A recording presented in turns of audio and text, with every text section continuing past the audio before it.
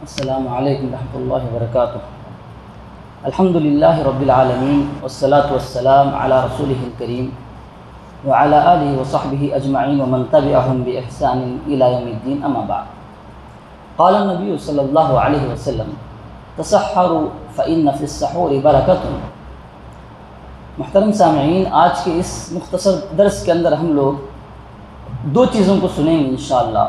پہلی چیز سحری کے متعلق ہم سنیں گے، دوسری چیز یہ روزے بلاری کی اس گرمی میں کیا مقام رکھتے ہیں، اس کو بھی ہم سنیں گے انشاءاللہ۔ نبی کریم صلی اللہ علیہ وسلم نے سحری کے متعلق فرمایا تسحروا، تم سحری کرو، فإن فی السحور برکۃ، کیونکہ سحری کرنے میں برکت ہے۔ ایک اور حدیث کے اندر نبی کریم صلی اللہ علیہ وسلم نے فرمایا یہ سحری کیا ہی بابرکت والی چیز ہے۔ ایک اور حدیث کے اندر اللہ تبارک و تعالیٰ کے بھیجے ہوئے رسول نے فرمایا یہ سحری باعث برکت ہے، اللہ تبارک و تعالیٰ نے اس سحری کو تمہارے لیے بطور ہدیہ پیش کیا ہے، تم اس کو قبول کرو، اس کو نہ چھوڑو۔ ان ساری برکات کی یہ سحری، اس کے متعلق حافظ ابن حجر العسقلانی فتح الباری کے اندر لکھتے ہیں کہ سحری کی جو برکتیں ہیں ان کی بہت ساری برکتیں ہیں، لیکن اس میں سے ایک برکت یہ بھی ہے، اس برکت کا اثر یہ بھی ہے کہ انسان جب سحری کرتا ہے تو اس بات کی دلیل ہے کہ وہ اللہ تبارک و تعالیٰ کی سنت پر عمل کر رہا ہے، اللہ تبارک و تعالیٰ کے بھیجے ہوئے رسول کی سنت کی اتباع وہ کر رہا ہے۔ جب انسان سحری کرتا ہے وہ اس بات کی دلیل ہے کہ انسان اہل کتاب یعنی یہود و نصارہ کی مخالفت کر رہا ہے۔ جب انسان سحری کرتا ہے یہ سحری سے انسان کو قوت ملتی ہے، طاقت ملتی ہے، جس طاقت کے ذریعے وہ دن بھر کی جو عبادتیں ہیں ان ساری عبادتوں کو آسانی کے ساتھ وہ ادا کر سکتا ہے۔ بہت ساری چیزیں ابن حجر العسقلانی نے گنائی، تو ان ساری برکتوں کو دیکھ کر ہم یہاں پر یہ معلوم کرنے کی کوشش کریں گے کہ جو سحری ہے اس کا کیا حکم ہے۔ نبی کریم صلی اللہ علیہ وسلم نے ارشاد فرمایا ہمارے درمیان اور اہل کتاب کے درمیان ہم دونوں کے روزوں کے درمیان جو چیز فرق کرنے والی ہے وہ ہے سحری کا کھانا۔ یہی وجہ ہے کہ امام بخاری رحمہ اللہ نے ایک باب باندھا، اس باب کے اندر ہمیں یہ بات معلوم ہوتی ہے کہ سحری کا حکم کیا ہے۔ سحری کرنا مستحب ہے، واجب نہیں ہے۔ امام بخاری رحمہ اللہ نے ایک باب باندھا، باب برکت غیر ایجاب، سحری کرنا یہ برکت کا باعث ہے لیکن واجب نہیں ہے۔ آگے وہ لکھتے ہیں امام بخاری رحمہ اللہ کیونکہ نبی کریم صلی اللہ علیہ وسلم نے اور صحابہ نے بہت سارے روزے رکھے، بلکہ برابر روزے رکھا کرتے تھے، لیکن ہمیں بہت سارے روزوں کا جب تذکرہ آتا ہے وہاں پر ہمیں سحری کرنے کا تذکرہ نہیں ملتا۔ یہ اس بات کی دلیل ہے کہ سحری کرنا سنت ہے نہ کہ واجب ہے۔ اس کا سب سے بڑا فائدہ یہ ہے کہ جو انسان سحری کیے بغیر روزہ رکھنا چاہتا ہے وہ روزہ رکھ سکتا ہے۔ اسے ہی ایک واقعہ نبی کریم صلی اللہ علیہ وسلم کے سامنے پیش آیا۔ قیس جو انصاری صحابی رسول تھے ان کے متعلق نبی کریم صلی اللہ علیہ وسلم کے سامنے پیش کیا گیا، اے اللہ کے رسول انہوں نے افطاری بھی نہیں کی اور آج سحری کے بغیر روزہ رکھے ہیں۔ تو نبی کریم صلی اللہ علیہ وسلم نے ان کے روزے کو درست قرار دیا، نبی کریم صلی اللہ علیہ وسلم نے ان کے روزے کو قضا کرنے کا حکم نہیں دیا۔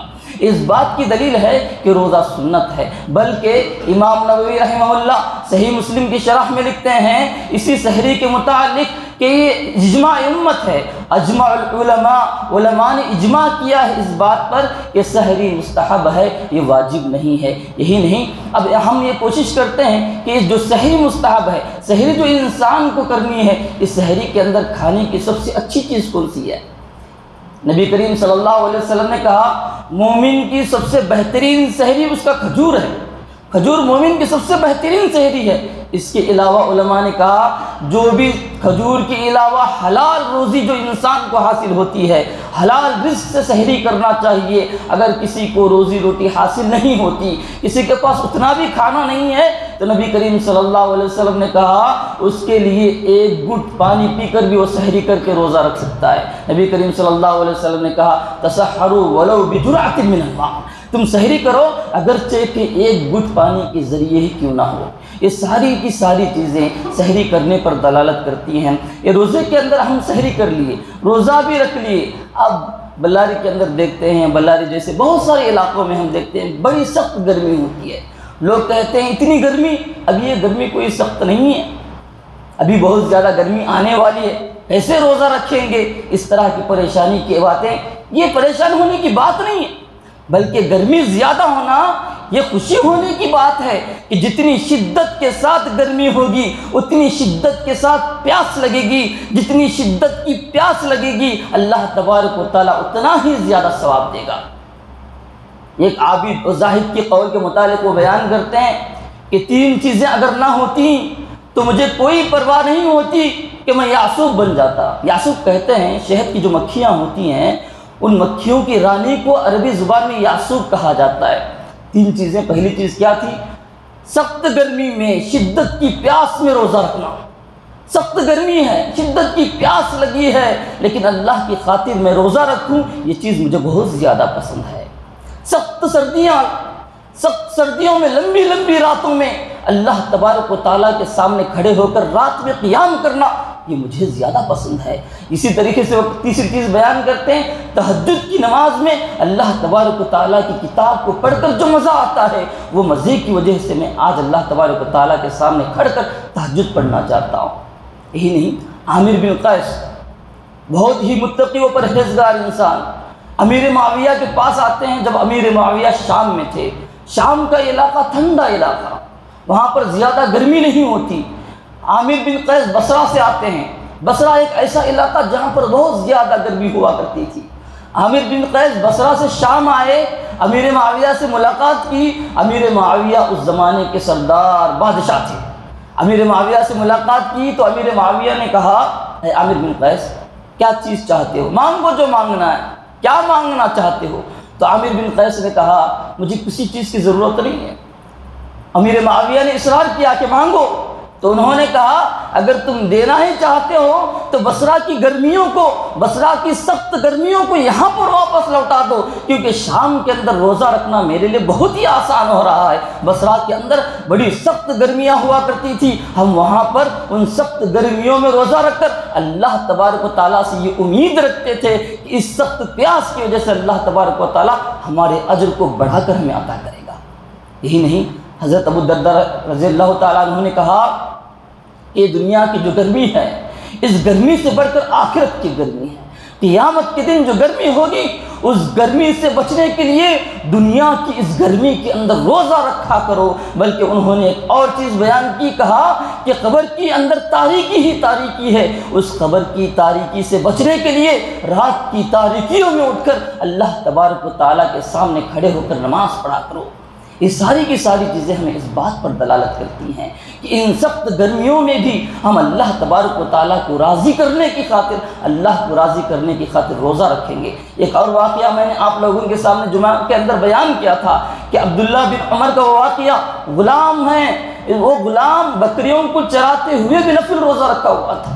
انہوں نے ان کو کھانے کے لیے بلایا، تو اس غلام کا پورا واقعہ میں نہیں بیان کروں گا، اس کا صرف ایک قول قابل ذکر ہے آج کے اس درس میں۔ عبداللہ بن عمر نے جب ان کو بلایا تو وہ کھانا کھانے سے انکار انہوں نے کیا۔ عبداللہ بن عمر نے کہا تم تو نفل روزہ رکھے ہو، کھانے کے لیے دعوت دی جاتی ہے، نفل روزے کے اندر انسان کھا سکتا ہے۔ تو اس نے کہا مجھے کیا معلوم کل میں زندہ رہوں گا کہ نہیں رہوں گا، میں یہ چاہتا ہوں کہ میں اللہ تبارک و تعالیٰ کے سامنے ایسے حالت میں جاؤں کہ میں روزہ دار رہوں۔ تو ہمیں کیا معلوم ہے کہ ہماری زندگی کتنی لمبی ہے، کتنی مدت ابھی باقی ہے۔